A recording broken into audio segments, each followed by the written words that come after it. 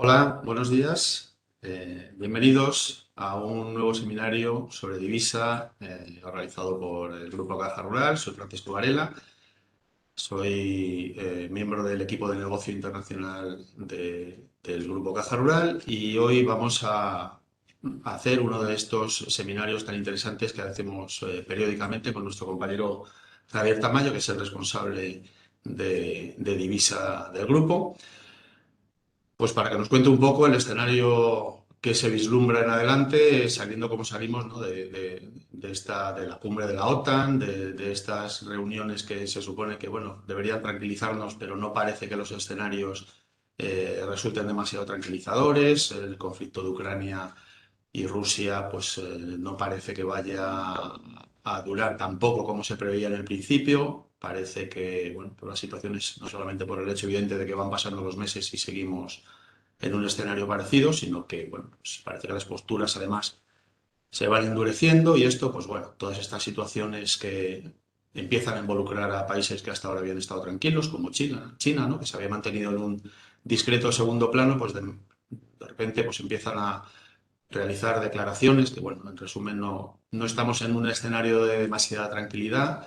En lo político estamos en un momento de desequilibrio en lo económico, en fin, una situación de inestabilidad y de incertidumbre general que hace que, bueno, que los mercados sean especialmente sensibles y con eso, evidentemente, por la capilaridad de la economía, pues pasa a todas las empresas y, bueno, pues muchos afectados en resumen, ¿no?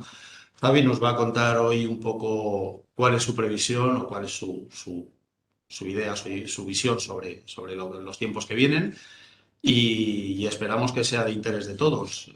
Simplemente recordaros que esta sesión se va a grabar para, bueno, pues poder, aquellas personas que no hayan podido conectarse directamente en streaming para que lo puedan hacer posteriormente y lo puedan ver. Y sin más, pues nada, desear que sea una sesión muy interesante, que estoy convencido de que lo va a ser. Y os dejo con Javi Tamayo.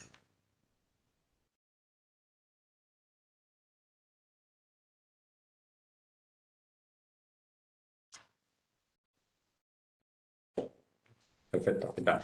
Buenos días. Bueno, ante todo agradeceros una vez más que estéis presentes en esta webinar de mercado de divisas. Como ha anticipado Fran, bueno, ya llevamos una recurrencia de ellas y me gustaría también comenzar un poco por ver lo que nos pasó cómo veníamos, ¿no? Desde la última webinar en la que comenzaba el conflicto de Ucrania. Como bien comenta Fran, seguimos en esa misma situación. Parecía que iba a desaparecer o al menos a tranquilizarse y sí que estamos viendo que, bueno, se mantiene en el tiempo y que sigue afectando notablemente a la economía europea, ¿verdad? En ese sentido, estamos en unos mercados que sobre todo estamos en mercados con una volatilidad extremadamente alta, una volatilidad muy grande, que es la volatilidad más alta en las últimas décadas, con una inflación en las principales economías del mundo que no veíamos desde hace muchísimo tiempo, con un aumento en los spreads de deuda que invitan a pensar que podemos encontrarnos hasta un problema de compra de bonos y que necesariamente impactan en el mercado de FX. Está anticipando el mercado de bonos una situación que previsiblemente nos pueda llevar a una recesión, principalmente en Estados Unidos y en Europa. Veremos si al final se llega a ese término y, sobre todo, cuál será el impacto y cómo y cuándo. Es la parte más importante y es lo que los mercados estamos intentando aclarar.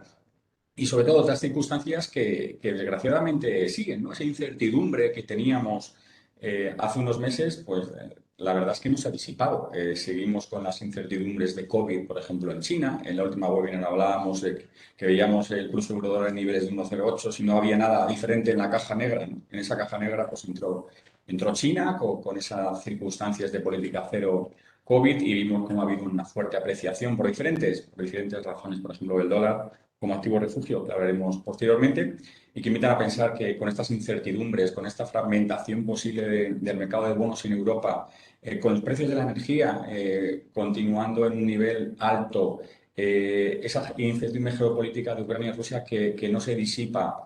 Esto unido a las políticas de los bancos centrales, que van a buscar necesariamente intentar paliar este aumento de la inflación, porque como hemos dicho en otras webinars, su mayor mandato es intentar llevar los precios a una estabilidad en torno al 2%, pues veremos un futuro que, metido todo esto, como digo siempre, todo en una coctelera, bueno, pues nos da cierta incertidumbre, cierto miedo y eso implica pues, que buscamos activo refugio en todos los mercados. Vemos cómo se está saliendo dinero de bolsas y estamos viendo pues, que está entrando en dólar, ¿no? Y vemos un dólar apreciado hasta niveles de 1,0450 y sinceramente la tónica que tengo es que va a mantenerse a corto plazo, cuanto menos, hasta que se empiecen a disipar esas nubes que tenemos sobre todo en Europa, relacionadas también principalmente con la política del Banco Central Europeo, que abordaremos un poco más adelante.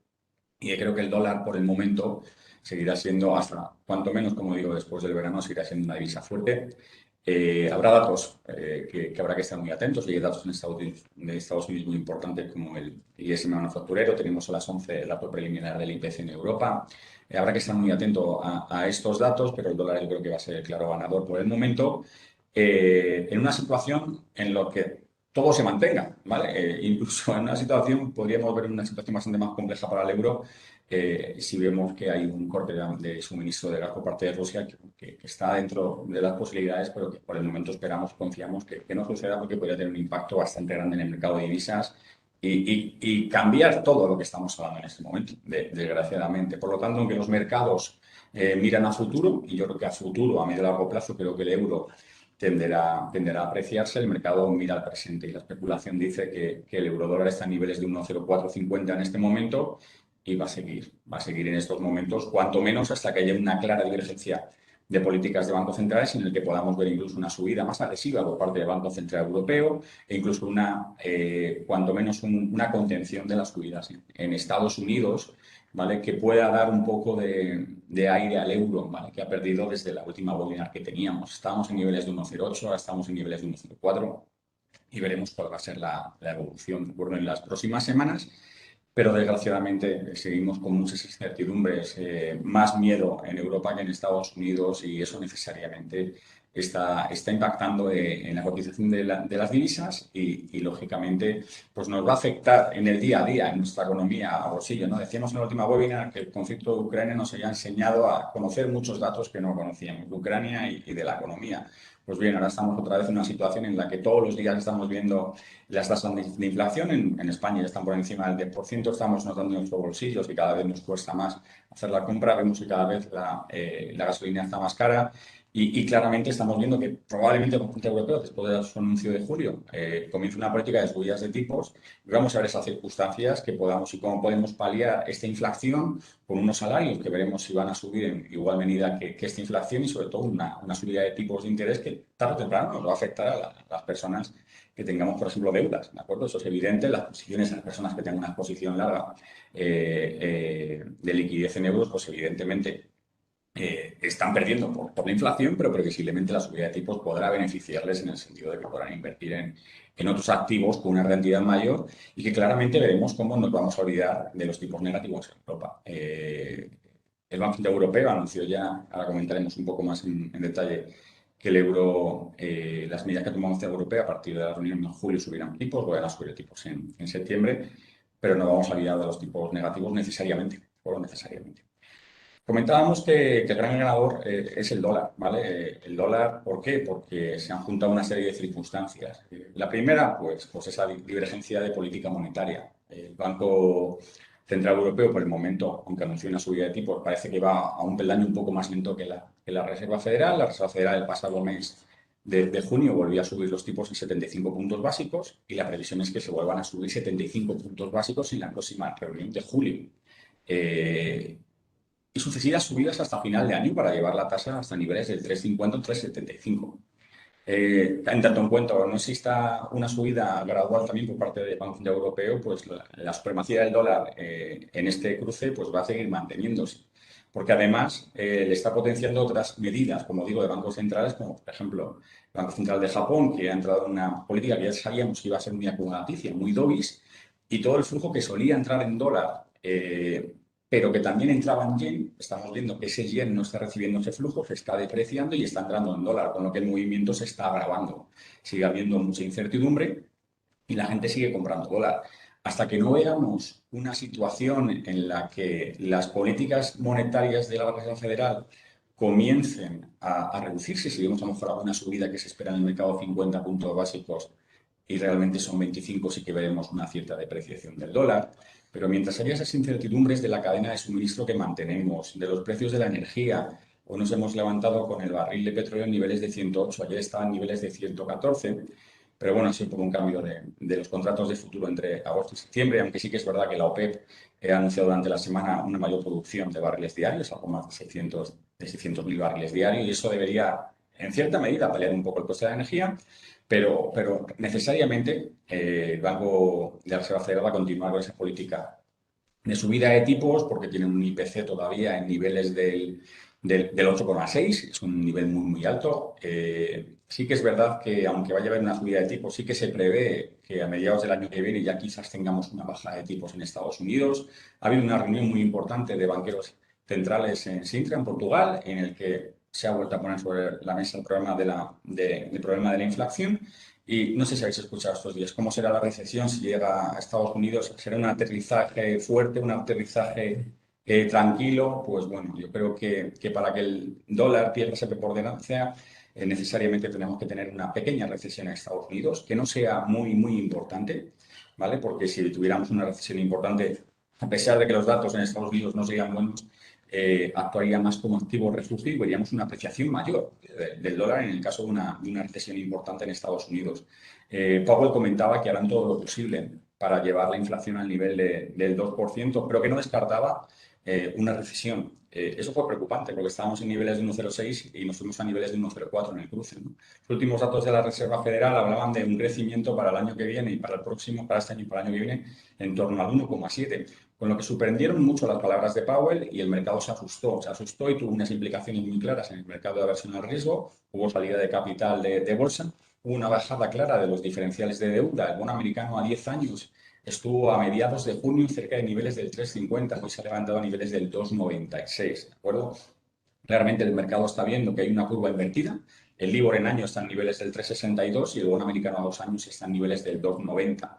Necesariamente el mercado a corto plazo sigue considerando que la Reserva Federal va a seguir subiendo tipos, pero probablemente en el inicio del 2023 tendrá que bajar cuanto menos esa velocidad de subida de tipos y ahí sí que podremos ver, si las circunstancias son adecuadas, cierta apreciación por parte del euro. Continuando con Estados Unidos, la inflación en 5 años, dentro de 5 años sigue en niveles del 2,50, ¿vale? Por encima de niveles del 2,50. Veremos, sobre todo en los próximos datos de IPC del 13 de julio de Estados Unidos y con estas últimas subidas de tipos de la Reserva Federal ha conseguido paliar un poco esa inflación que, como decía, está a niveles del 8,6, ¿vale? Por el momento su crecimiento en el último trimestre ya ha sido negativo, el 1,6. Entonces, bueno, está en una situación un poco complicada, pero sí que parece claro que el mandato que tiene la Reserva Federal es llevar los tipos al 2% y van a llevar los tipos al 2%. Un poco en contra de lo que el Banco Central Europeo, tengo yo la sensación que está pensando, ¿de acuerdo? Por lo tanto, mientras haya esa incertidumbre, mientras no tengamos clarividencia de que esa recesión que va a llegar en Estados Unidos y que se va a propiciar sea leve, hasta que no tengamos una clara divergencia de políticas de bancos centrales en los que los tipos de interés bajan en Estados Unidos y comiencen a subir un poco más agresivamente en Europa, el dólar seguirá fuerte. Seguirá fuerte también por ese motivo que comentaba, porque también esa política acomodaticia, sobre todo del Banco Central de Japón, mucho del flujo que entraba en yenes japoneses vinculado a equity y a bolsa, pues realmente esa depreciación no está haciendo nada vistoso el yen, no hay ganas de comprar yenes, vimos una depreciación del yen y se está apreciando más el dólar, ¿de acuerdo? Entonces, bueno, los próximos datos son muy importantes, pero por el momento a corto plazo sigo considerando que el dólar estará fuerte, cuanto menos, como digo, hasta después del verano, en el que yo creo que el Banco Central Europeo tendrá que tomar diferentes medidas. Entrando en euro, como siempre digo, el dólar tira de la cuerda, el euro tira, veremos cómo tira. Política monetaria va a ser lo que va a marcar el camino del euro en los próximos meses. Yo fui muy crítico ya en la reunión de marzo del Banco Central Europeo porque me daba la sensación que no estaban asumiendo la realidad. Y la realidad es que en diferentes economías, aunque fueran diferentes, estaba sucediendo un problema con los precios que aquí en Europa no se acaba de atajar, ¿no? Y que evidentemente íbamos a importar inflación de otros países y sobre todo vinculado, como digo, a esos riesgos que mantenemos en Europa con la cercanía al conflicto con los precios de la energía y nuestra dependencia notable de la energía rusa, ¿no? Y me dio la sensación que el Banco Central Europeo sigue sin asumir la realidad de que tiene que subir tipos. Tiene que subir tipos, independientemente de que en su última reunión habló de una subida de 25 puntos básicos en julio, una nueva subida de 25 puntos básicos en septiembre y la finalización del programa de compras, para mi gusto fue un movimiento algo escaso teniendo en cuenta que tenemos una inflación del 8,1 a nivel europeo, hoy tenemos el dato preliminar del IPC y previsiblemente nos iríamos a niveles del 8,3 y sobre todo viendo lo que está sucediendo en otros países, ¿no? Yo creo que ya el Banco Central Europeo, de acuerdo que no vas a ser el primero de la carrera, pero si que tienes una visión por detrás, tienes que estar un poco atento a lo que está sucediendo a nivel global, ¿no?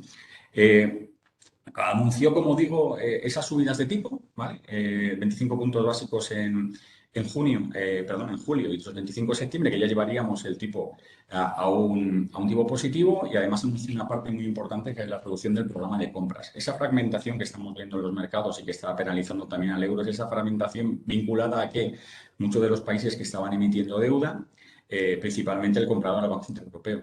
En el momento que este protagonista del mercado desaparece, pues lógicamente los spreads de crédito de los países van creciendo y el principal problema que hemos visto en las últimas jornadas es el spread de crédito de Italia, ¿no? Cuando anunció, como digo, esas subidas de tipo estábamos en niveles de 1,08, cuando empezamos a ver un poco la presentación de Lagarde y sobre todo las proyecciones económicas, pues nos fuimos a niveles de 1,06 porque el mercado está desconfiando bastante del Banco Central Europeo y de sus proyecciones. Y sobre todo porque tengo la sensación que el mercado le está pidiendo que haga una cosa más y no la está haciendo.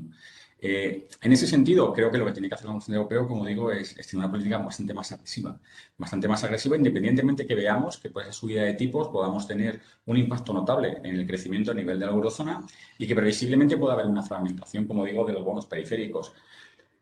Justo después de la reunión del Banco Central Europeo, hubo una reunión extraordinaria del Banco Central Europeo relacionada con la fragmentación, como digo, de estos bonos periféricos en los que hablaban de la posibilidad de meter algún tipo de instrumento para evitar esa apertura diferencial de spread entre el bono alemán y, por ejemplo, el bono italiano o el bono alemán y el bono español, porque es la problemática que ve el mercado y que está pesando en euro. Yo creo que el Banco Central Europeo lo que tiene que intentar es buscar ese instrumento, tiene que intentar subir tipos, buscar un instrumento que permita que no se abran los diferenciales e intentar, lógicamente, que no afecte al crecimiento. Esto es una tarea herculeana, si me permitís, es bastante complicado. Pero, como digo siempre, tu mandato es llevar los tipos al 2% y tendrás que llevar los tipos al 2%. En la fragmentación del mercado de bonos, lógicamente está ahí y probablemente los bancos centrales siguen pidiendo el apoyo de modificaciones de políticas fiscales de los gobiernos que siguen sin llegar. Pero necesariamente el Banco Central Europeo tiene que salir de los mercados. Al final nos hemos acostumbrado a que el Banco Central Europeo está ahí, nos va a dar liquidez, nos va a comprar los bonos, va a generar una pequeña burbuja de apalancamiento para las entidades y necesariamente el Banco Central se tiene que dedicar a lo que se tiene que dedicar, ¿vale? Y en un momento dado vemos que hay que montar un instrumento para evitar esa fragmentación del mercado de bonos que va a afectar lógicamente a la cotización de la divisa, pues habrá que tomar medidas contra ello, pero no podemos olvidarnos de nuestro principal mandato. En las últimas proyecciones que hablaba el Banco Central Europeo, habla de un IPC para este año de niveles del 6,8, con un crecimiento en niveles del 2,8, ¿vale? Buscan un escenario dentro de las proyecciones, un escenario un poco más complejo en el que nos iríamos a un crecimiento del menos 1,7 y una inflación del 8,1. Tiene que tomar medidas necesariamente, aunque eso implique que podamos entrar en una reducción de crecimiento y en una pequeña recesión, pero tenemos que parar el impacto claramente de la inflación que estamos soportando todos y que tiene un impacto claramente en todo el ciclo económico y en todas las economías, en todos los sectores. El Banco Central Europeo, además, tiene que tener en cuenta una cosa. Seguimos siendo muy dependientes de la energía rusa. Como digo, el barril de petróleo ahora mismo está a niveles de 108, pero el barril de petróleo hace no mucho estaba a niveles de 122. Sus proyecciones económicas hablan de un barril de petróleo en junio de 105, que es algo mejor que las proyecciones de marzo, en las que hablaban de un barril de petróleo a 92. Pero tienen un cruce euro-dólar, en este caso a 1,07.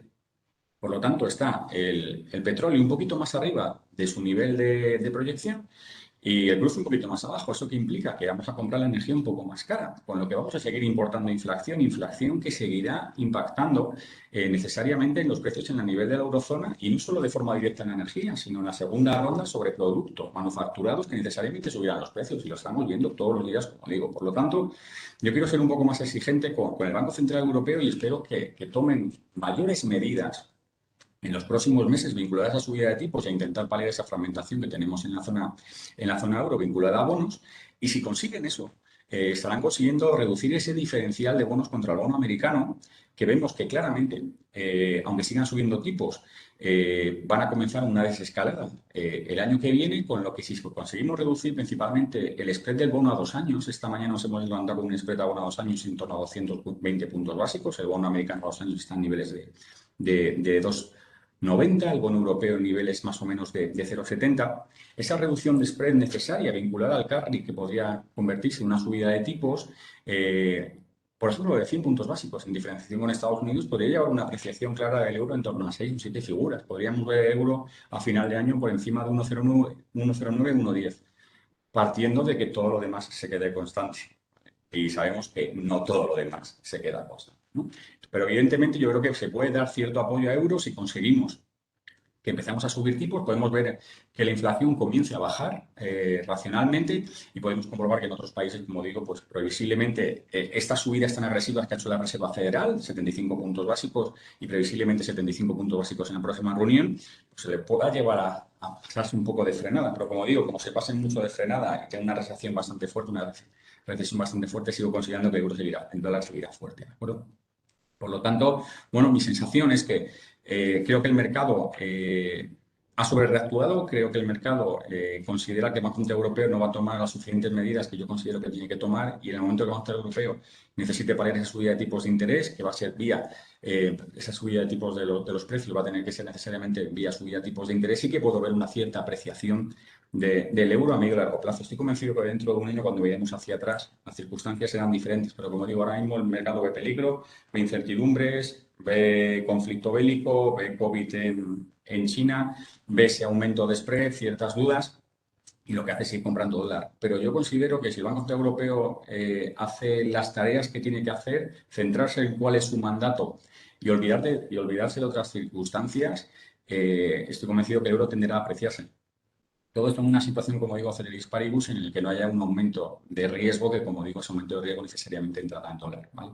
Se especula, imaginemos ese corte de gas, si hablamos de un corte de gas por parte de Rusia a Europa, pues ahí claramente veremos una apreciación notable, bastante notable del dólar y que nos podría llevar a niveles de 0,90, 0,95 sin ninguna duda en un momento, sobre todo inicial, de sobrereactuación del mercado, ¿de acuerdo? Como digo, mi escenario base no es ese. Mi escenario base creo que sigue siendo que esa divergencia que teníamos de bancos centrales, que ha posibilitado cierta apreciación del dólar, debería tender a desaparecer. Hace no mucho decía el Banco Central Europeo, también la Reserva Federal, que la inflación era transitoria. Se ha demostrado que no ha sido transitoria. Hace algún tiempo también el Banco Central Europeo decía de Christine Lagarde que el camino de la economía americana era totalmente diferente al de la economía europea. Bueno, al final, aunque parezca que no hemos subido tipos 3 meses después, ¿vale? Que da la sensación que veníamos de una situación que digas, oye, es que hemos subido y tenemos 6, 7 meses, 3 meses. Cuando decíamos en la última webinar que cuando Estados Unidos comienza a subir tipos, necesariamente el mundo va a ir detrás, porque va a exportar tanto inflación, va a exportar va a exportar crecimiento, principalmente va a exportar sobre todo esa subida de tipos porque va a haber un diferencial y el aumento del carry. Y se ha visto que el Banco Central Europeo, mi sensación es que tiene que dar prioridad a su mandato y tiene que tomar las medidas adecuadas y modificar esa política monetaria a incentivar y a subir los tipos de interés. Con todos los condicionantes que digo que no es sencilla la tarea. No es sencilla la tarea y tiene unas implicaciones muy grandes. Pero hemos visto subidas de tipos del Banco de Inglaterra, subidas de tipos de Estados Unidos, una subida sorpresiva del Banco Nacional de Suiza, muy interesante por otro lado, y hablaremos de ella un poco más adelante. Necesariamente Europa tiene que subir tipos y afrontar la realidad de que tiene que dejar alguno de los mercados un poco desatendido, ya sea la parte de crecimiento, ya sea el mercado de bonos, o intentar buscar instrumentos y llevarlos al mercado muy, muy claramente. Cuando el mercado no entiende las políticas de los bancos centrales, como digo, sobrereactúan y hay movimientos muy intensos. Y como digo, esta apreciación clara del dólar no está beneficiando en ningún momento a la economía europea porque tenemos un gran problema de energía. Es verdad que gran parte de la inflación, como digo siempre en Europa, viene por precios de la energía, pero necesariamente ese segundo efecto va a implicar en la economía real, en la economía que tenemos todos, y el Banco Central Europeo tendrá que coger el toro por los cuernos. Así que mi previsión es esa: a corto plazo dólar fuerte, a medio plazo, si todo lo demás se queda constante, sí que veo una posibilidad de subida de tipos un poco más agresivas en Europa que pueda llevar al euro a recuperar cierto terreno que además le beneficiará, como digo, en la parte de la inflación vinculada a la energía.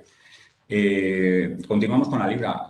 La libra tuvo un buen desempeño durante 2021, final de 2021 y principios de 2022, principalmente porque fueron la primera economía grande que salió parcialmente, de forma, vamos a decir, cuanto menos de forma correcta de la pandemia de COVID, y sobre todo porque fueron los primeros que comenzaron a subir tipos, ¿no? Llegamos a ver ese cruce de euro-libra a niveles de 0,80 bajos y ahora estamos en niveles de 0,86.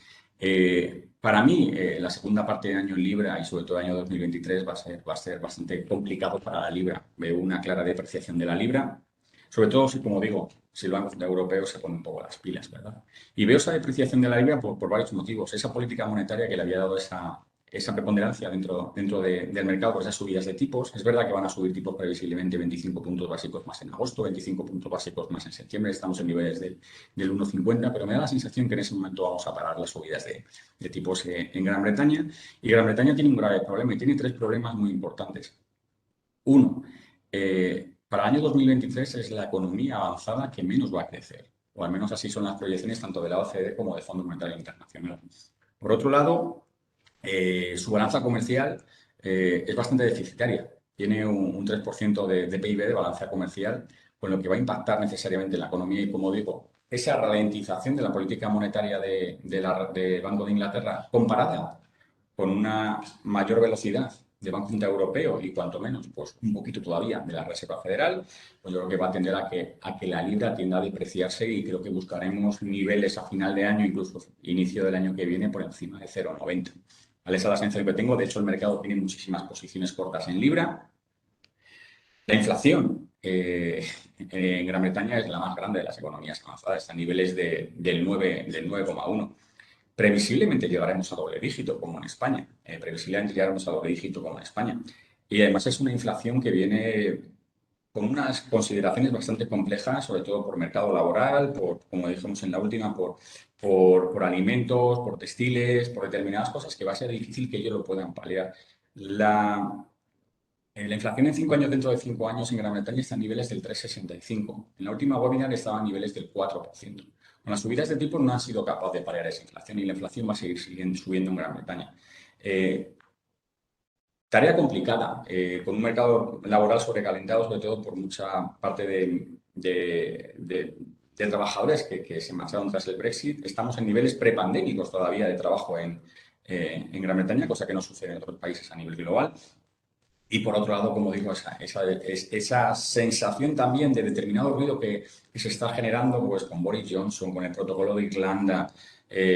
Comienza la campaña, como digo, del mercado laboral, comienza la campaña veraniega y estamos escuchando que puede haber incluso huelgas, que puede haber falta de camareros, falta de personal en aeropuertos. Bueno, cuando empieza sobre todo el verano, lo que no quieres es tener esa falta de personal, con lo que yo sigo siendo bastante escéptico con la evolución de la libra. Sí que, lógicamente, en el caso de un corte de gas a nivel europeo, habría una cierta apreciación, sobre todo de inicio, pero por las relaciones entre la Unión Europea y Gran Bretaña, sobre todo comerciales, pues me da la sensación que tarde o temprano también implicaría y no vería una apreciación tan fuerte como indicaba en el caso del dólar. Bueno, o sea que la libra, como sigo diciendo, veo una depreciación, sigo viendo muchas posiciones cortas. Creo que tiene una combinación de circunstancias muy complejas, un crecimiento prácticamente flat para el año que viene, incluso negativo. Una balanza comercial, como digo, el 3% del PIB y una inflación que va a llegar a doble dígito, con un mercado laboral sobrecalentado. No soy muy halagüeño con el cruce del euro-libra y tengo la sensación de que nos iríamos a 0,90, como digo, por encima de 0,90, sobre todo si el Banco Central Europeo empieza a tomar un poquito las riendas de la situación y comienza una subida de tipos un poco más agresiva de lo que el mercado está descontando. Siguiente banco que vamos a hablar, pues bueno, voy a hablar voy a terminar con Japón. vamos a hablar del franco suizo. En la última webinar también comentábamos que los datos económicos en Suiza eran muy buenos. Eran muy buenos, pero que no preveíamos una subida de tipos hasta junio del 23. Pues bueno, hubo una subida sorpresiva de 50 puntos básicos en la última reunión del Banco Central de Suiza, que para mí ha sido pues, de los más avispados, si me permitís la expresión. Tienen una inflación en el 2,9. Un crecimiento que el señor Jordan, presidente del Banco Central de Suiza, considera que este año todavía va a ser del 2,5%. ¿Qué hizo? Bueno, pues vi un poco lo que sucedió con el Banco Central Europeo. En el momento que el Banco Central Europeo anunció una subida de tipos, nos fuimos, como digo, a niveles de 1,08. Lo que no quiere, 1,08 contra el eurodólar y 1,04 largo, 1,05 contra el franco suizo. ¿Qué no quería? Pues importar inflación. ¿Vale? No quería importar inflación. ¿Cómo no importas inflación teniendo una divisa fuerte? Lo que ha protegido sobre todo esos datos del 2,9 que digo de inflación en Suiza ha sido porque la divisa ha estado bastante apreciada y ha permitido no importar inflación de otras economías. Además, el Banco Nacional de Suiza no tiene una reunión hasta el próximo septiembre. Aguantar hasta septiembre, teniendo en cuenta que en julio tenemos una reunión muy importante, el 27 de julio de Banco Central Europeo, que puede haber una subida de tipos en la próxima reunión de julio de 75 puntos básicos por parte de la Reserva Federal, pues lo que ha hecho el Banco Nacional de Suiza es anticiparse a eso y ha subido tipos sorpresivamente en 50 puntos básicos y ha permitido que su divisa se aprecie hasta la paridad contra el euro y protegerlo así de una inflación importada vía energética que está viendo como en otros países, a pesar de que empezaron a subir tipos, sigue sin paliarse. Con lo que para mí fue un movimiento muy interesante del Banco Nacional de Suiza.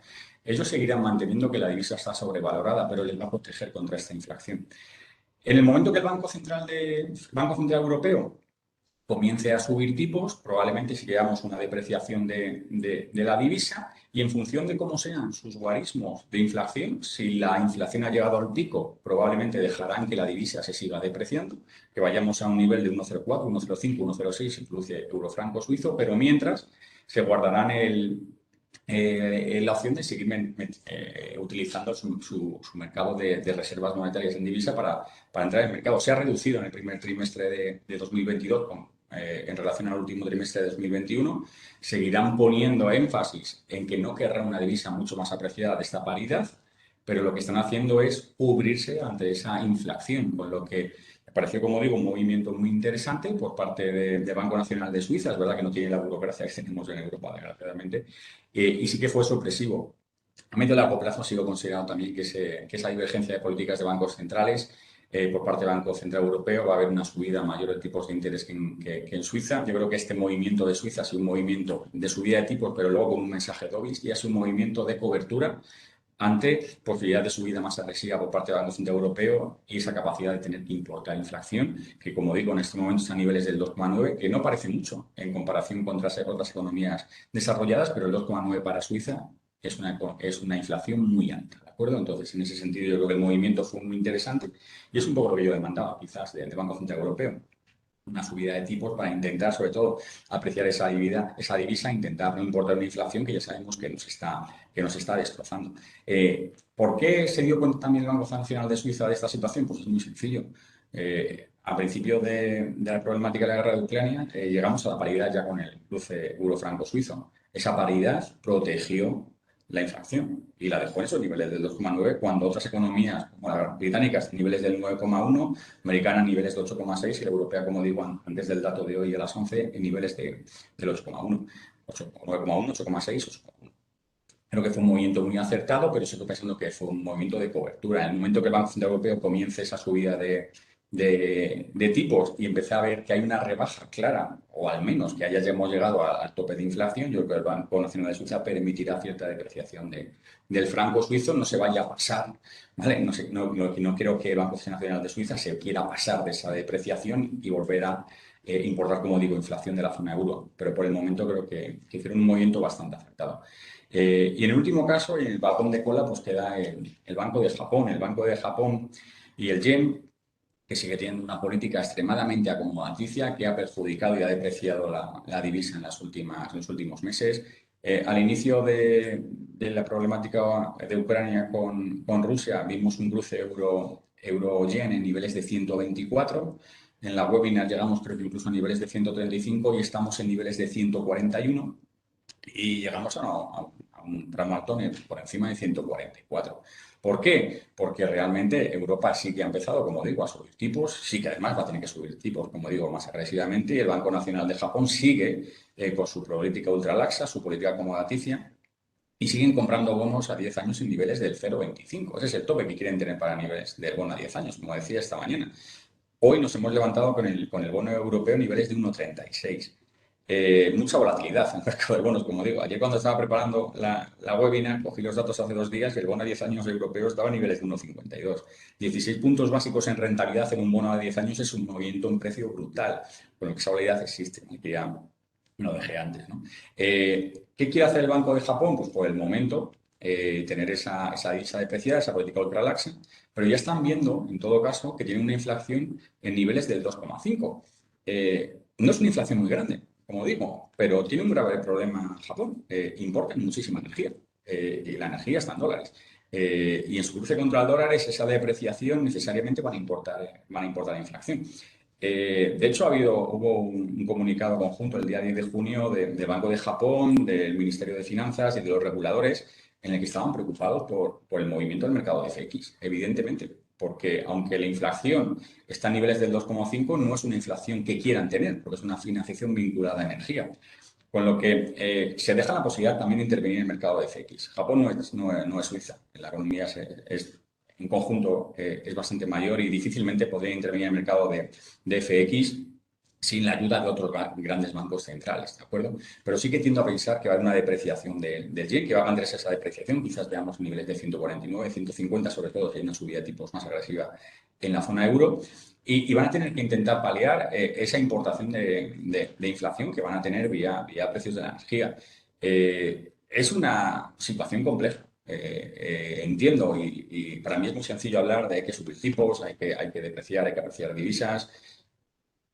Y los bancos centrales, pues bueno, tienen que ser muy cuidadosos con lo que comentan, las medidas que toman, no digo que sea sencillo, pero tienen que al final yo creo que centrarse en cuáles son sus mandatos, que es una estabilidad de precio en torno al 2%, en el caso de la Reserva Federal también un mercado laboral adecuado. Y el Banco Nacional de Japón, pues lo que va a mantener es esta política ultralaxa, que además ha permitido una mayor apreciación del dólar, porque ahora mismo nadie quiere comprar yenes. Quizás en niveles de 144, 145. Y si tenemos una pequeña recesión en Estados Unidos, una pequeña recesión, mantendremos ese nivel. Si la recesión es un poquito más grande en Estados Unidos, sí que entrará bastante flujo de compra en yen. Sí que podríamos ver un movimiento claro hasta niveles de 135, 136, si hay una recesión un poco más importante en Estados Unidos, o lógicamente si entramos en un corte de gas en la zona euro. Pero por el momento creo que es incomparable y creo que por el momento la tendencia sigue habiendo muchas posiciones cortas especulativas contra yen y la sensación es que el yen tenderá a depreciarse en tanto en cuanto el Banco Central de Japón siga manteniendo esa política ultralaxa y siga queriendo mantener el tipo del bono japonés en niveles del 0,25. ¿De acuerdo? Yo creo que ya, como siempre, me he extendido bastante. Si hay alguna preguntilla por ahí. Pues sí, mira, te voy a pasar aquí una pregunta que nos hace Sergio Peralta. Vale. Que dice, ¿Cómo puede haber aguantado tanto el dólar en la caída de Wall Street? Al final, cuando hay una caída, como digo, de aversión al riesgo, cuando la gente compra valores que tienen una aversión al riesgo sobre otros productos, pues lógicamente esa salida de capital que ha habido de renta variable, lo que ha hecho ha sido impactar en una entrada de activo refugio en dólar. ¿Vale? Y se ha comprado dólar. ¿Y por qué ha entrado en dólar? Pues como digo, porque solía entrar y suele entrar en yen, pero como la situación del yen está tan depreciado, está con una política de divergencia de tipos de interés tan grande, 0,25 el bono a 10 años, 2,96 el bono a 10 años hoy en Estados Unidos, 0,25 el bono japonés, 1,36 el bono europeo. Pues necesariamente lo que ha hecho la gente ha sido comprar dólares y la salida que ha habido de renta variable, lo que se ha comprado son dólares. ¿Hasta cuándo podrá soportar esta caída? No digas tarde o temprano, o viendo las actuaciones de los bancos centrales. Siempre que haya ruido, siempre que haya incertidumbre, la gente va a comprar dólar. Es evidente. Eso se va a mantener en el tiempo. Para que yo creo que haya una apreciación del euro, como decía antes, o una depreciación del dólar, necesariamente tiene que haber una pequeña recesión en Estados Unidos que consiga paliar un poco esa divergencia de política monetaria entre Banco de Reserva Federal y Banco Europeo, y además ayudada por una subida de tipos en Banco Europeo un poco más agresiva, pero no lo veo a muy corto plazo. Creo que va a ser un verano en el que el euro va a seguir siguiendo, a no ser que tengamos una sorpresa muy grande en la próxima reunión de Banco Central Europeo. Imaginando esas circunstancias, esos 25 puntos que están marcados para junio, 25 en septiembre, si aumenta en septiembre 50 puntos básicos, pues por ejemplo, esa diferencia de 25 puntos básicos en el diferencial de spread a 2 años, pues sí que puede ser una figura. Podríamos ser una figura y recuperar niveles de 1,05, niveles de 1,06. Pero por el momento, siempre que haya ruido, el dólar va a estar fuerte. Y sobre todo, si hay ruido vinculado a una recesión profunda en Estados Unidos, creo que el dólar seguirá apreciándose. ¿Va a seguir el Banco Central Suizo comprando euros para que el franco suizo siga por debajo del euro? Como decía, el Banco Nacional de Suiza siempre ha considerado que su divisa está sobrevalorada. Pero esta sobrevaloración le está permitiendo capear de una forma muy tranquila la inflación. Y en niveles, como decía, del 2,9, está bastante contento con esta apreciación del franco suizo. Sigue teniendo un índice de reservas bastante grande. Puede seguir entrando en los mercados, por supuesto que seguirá entrando en los mercados. Yo le veo entrando en los mercados, pues a lo mejor si vamos a niveles de 0,95, 0,94, 0,96 se cruce contra el euro, previsiblemente entrará en los mercados. Querrá estar en un nivel cercano a la paridad, ¿vale? Pero sobre todo va a estar muy vinculado también a las reacciones que tenga el Banco Central Europeo. En función de la política del Banco Central Europeo, yo creo que el Banco Nacional de Suiza actuará. El Banco Nacional de Suiza, ellos siempre dicen que no están muy fijados con el cruce contra el euro, que se basa en una cesta de divisas, ¿de acuerdo? Para manipular el mercado. ¿Cómo se llaman? Manipular, si me permitís la expresión. No necesariamente. Yo creo que ahora mismo el Banco Nacional de Suiza está tranquilo con la situación, va a seguir mandando ese mensaje de que pueden entrar en el mercado de FX, pero saben que ahora mismo esa apreciación de franco suizo le está sirviendo de parapeto. De parapeto, además, en una parte importante, que ellos no tienen un problema porque su divisa esté apreciada para seguir siendo sus empresas competitivas. Como dijimos en la última webinar, gran parte de los productos suizos son inestables a la inflación. Farmacéuticas, textiles, diferentes tipologías de producto manufacturado de gran calidad, con lo que realmente la gente que sigue comprando productos suizos lo va a seguir comprando independientemente que estemos en niveles del 1, del 1,05 o 0,95. Pero sí que creo que si no fuéramos a niveles de 0,95, Banco Nacional de Suiza sí que volvería a lanzar un mensaje más dovish, para intentar volver a niveles de la paridad. No creo que dejara una apreciación muy, muy grande de su divisa, pero como digo, le está protegiendo y bastante bien de la inflación que estamos soportando otras grandes economías. ¿Qué recomendación le podrías dar a un importador que trabaje con el dólar en este momento? Vale. ¿El presupuesto de protección del dólar será suficiente para cargar por una financiación en dólares al tipo del LIBOR a la espera de la apreciación del euro? Vale, la primera pregunta. No te va a gustar mi respuesta, Sergio. Y no te va a gustar porque si un cliente tiene un comercio recurrente en un país con una divisa, pues si la divisa tiende a apreciarse, ese cliente necesariamente va a tener que buscar vínculos en otros países, con otros proveedores, con otros clientes, para intentar hacer que el producto que está generando pues sea más competitivo. Y la apreciación de la divisa, si está apreciada, se va a mantener en el tiempo. Desgraciadamente, hay que buscar otras alternativas, otra diversificación en otros países y en otras divisas que pueda generarte una ventaja competitiva por la propia depreciación de la divisa. Si no, pues necesariamente al final te tiene que afectar. Si solo estás trabajando con un país, necesariamente tienes que estar, yo no te diría que al 100% metido en la divisa, pero si estás trabajando tan solo con un país, pues tendrás que comprar esa divisa, desgraciadamente. Y si el importador necesita comprar dólares y se va a niveles de 0,95 a 0,90, pues tendrá que intentar ese sobrecoste de la compra de divisa, meterlo en unos márgenes de su producto, que hay veces que son muy reducidos para necesariamente seguir generando un margen positivo en su operativa. Tendrá que necesariamente llevar ese sobrecoste, pero no vincularlo al propio sobrecoste de la divisa, porque es irrelevante. Si tienes que seguir comprando dólares, tendrás que comprarlos. Da igual. olvídate. Otra cosa es que digas, oye, pues vamos a buscar un sustitutivo en canadienses, no sé, en otro tipo de país, que no es fácil. ¿Vale? Por eso te decía que no te iba a gustar mi respuesta, porque me dirás, Javi, lo que estás diciendo también es una tarea brutal, porque esto no se hace de un día para otro, no consigo cambiar mercados. Evidentemente, no todas las empresas son iguales, pero lo que quiero decir es que zapatero a tus zapatos, si estás comprando dólares y el dólar se aprecia, pues tendrás que comprar los dólares. No te queda otra y tendrás que repercutir en el precio ese sobrecoste. Veremos cómo queda tu producto. Por eso decía la parte importante de que la apreciación del franco suizo no está creando un problema a determinadas empresas. ¿Por qué? Porque les da igual, ¿vale? Porque van a seguir vendiendo, no tienen problema, ¿vale? Quizá por eso, Javi, es también importante tomar coberturas en los Por momentos en que supuesto. las situaciones son más favorables. Sí, a ver, pero la cobertura lo que te va a permitir es, en el momento que realizas la cobertura, conocer tu margen en ese momento. Pero si hay una apreciación constante de la divisa, pues las coberturas posteriores cada vez te van a salir más caras. Claramente hay que cubrir. Mi sensación es que, bueno, claramente hay que cubrir. Bueno, si alguien tiene esa problemática de que tienes una duda de cuál va a ser la evolución de la divisa, pues lógicamente cubrir para que en el momento en que tú haces la transacción y en el momento que se realiza el flujo monetario, tú tengas cubierta tu posición y sepas en ese momento cuál es tu margen. Pero yo quería ir un poquito más lejos, me refiero. Vale, tendrás cubierta esa operación, pero dentro de 2 meses te vendrá la próxima y si ha habido una apreciación de 2 figuras, ya no tienes una cobertura. A no ser que hagas una sobrecobertura inicial, ¿vale? Pero con eso ya tienes una posición especulativa abierta.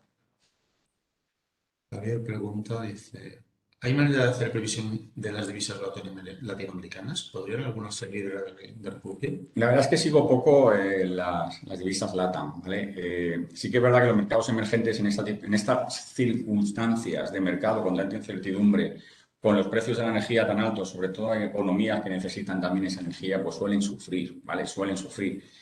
Yo no creo que puedas hacer una cobertura con divisas latinoamericanas. De hecho, suelen tener un carry alto. Por ejemplo, el peso mexicano sí que lo seguimos, está a niveles de 21 corto contra el dólar, pero tiene una volatilidad muy grande, sobre todo la economía americana. ¿Vale? Cuando la economía americana sufre, el peso mexicano sufre muchísimo. Entonces, y cuando hay una preponderancia, digamos, y una situación global tranquila, el peso mexicano se aprecia. Yo no me cubriría, aunque como digo, no sigo excesivamente las divisas LATAM, a excepción de México, pero no creo que sea una opción para soportar las circunstancias actuales. Cuando digo que el euro se ha depreciado contra dólar, se ha depreciado un poco contra franco suizo, se ha apreciado contra todas las demás divisas. Sigue siendo un segundo activo refugio, ¿vale? Alguna vez me preguntáis por el yuan, pues estamos en niveles del 7 contra el yuan, llegamos hasta niveles del 6,89. Mi sensación es que nos iremos a niveles del 7,20, 7,30 en el momento que el Banco Central Europeo desacople esa política monetaria. El euro sí es una moneda muy importante. Yo no lucharía contra el euro teniendo una divisa latinoamericana. Ella pregunta, ¿crees que el Banco Europeo va a seguir protegiendo a España? ¿Por qué no sigue protegiendo? Bueno, no es que nos proteja a nosotros. En el año 2011, cuando el diferencial de tipos en Europa se llevó prácticamente el bono alemán contra el español a 700 puntos básicos, salió Draghi y dijo aquella gran frase de créanme, haremos todo lo posible para proteger al euro. Al final, no es que esté protegiendo a un país u otro, pues que su diferencial de tipos haya crecido sobre el bono alemán, ¿verdad? Está protegiendo al euro en su conjunto por estas fragmentaciones que podemos tener de los mercados más periféricos, ¿vale? Pero también lo haría en otros mercados que tienen ese problema, porque están comprando bonos en un porcentaje, ¿vale? Lógicamente, ¿a quién beneficia eso? Pues a los países que tienen un diferencial un poco más abierto, en este caso España e Italia. Pero no es que nos esté protegiendo a nosotros, está protegiendo el conjunto de la Unión Europea, perdón, de la eurozona, que es a su potestad, y nosotros estamos dentro de ese paquete.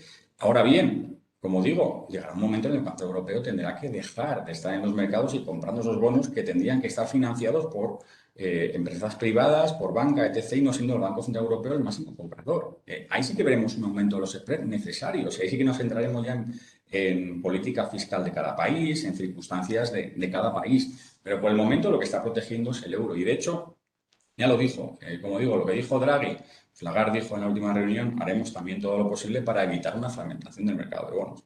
¿Vale? Y lo que están es protegiendo al euro, ¿vale? Al euro y a la economía europea. ¿Vale? No es que estén poniendo énfasis en España porque es España, no es así. Amaya pregunta, ¿qué productos de cobertura para los importadores en divisa dólar recomendarías? Bueno, para poder recomendar tengo que conocer al cliente. No conozco a los clientes, no sé las circunstancias de los clientes, no sé los volúmenes de los clientes. Yo lo que sí que puedo decir es que, lógicamente, cuando tú haces una cobertura, lo que te garantizas en el momento de la cobertura es conocer cuáles son tus flujos monetarios en un momento dado, ¿vale? Con eso ya te da una seguridad, ¿vale? Y esa seguridad hay que tenerla. No todos los productos de cobertura son para todo el mundo, como no todos los productos financieros son para todo el mundo, ¿vale? Hay gente que dice, oye, ayúdame a invertir en algo. Digo, ¿estás dispuesto a perder? No, déjalo en cuenta corriente.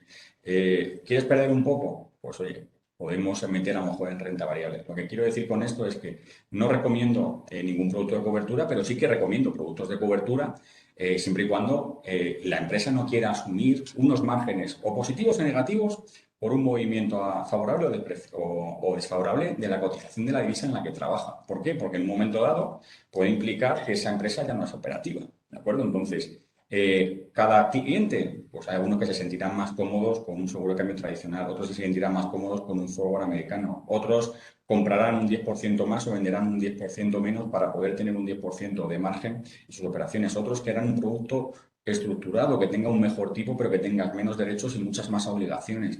La diversidad de productos para realizar coberturas es muy amplia y lo importante es que el cliente sepa sus circunstancias, ¿vale? Que la empresa sepa sus circunstancias y que considere en función de cuáles son los productos de cobertura que hay a su disposición, cuál es el que se amolda más a su característica de trabajo, como digo, ¿vale? Pero no es que recomiende un producto a un importador per se, porque alguien me dirá, oye, es que yo quiero garantizarme un tipo, o quiero garantizarme un mejor tipo, o quiero hacer un producto apalancado porque busco el mejor tipo de todos.